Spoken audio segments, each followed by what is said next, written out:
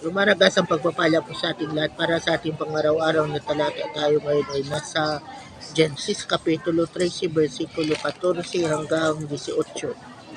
Pagkaalis ni Lot, sinabi ni Yahweh kay Abram, "Tumanaw ka sa palibot mo. Ang lahat ng lupaing natatanaw mo ay ibibigay ko sa iyo, sa iyong anak at sa magiging anak niya. Walang makakaagaw niyan sa iyo. Ang iyong mga inapo ay gagawin kong sindami ng alikabok sa lupa. Libutin mo ang buong lupain. Ang lahat ng iyan ibibigay ko sa iyo."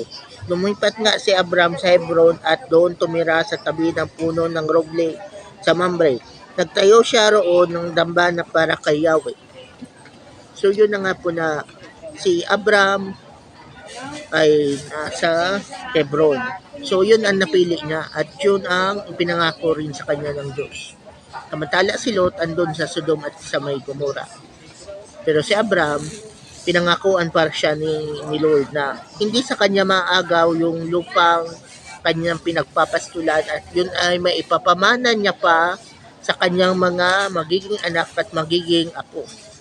Pero alam natin na baog pa doon si Sarah sa Sarai.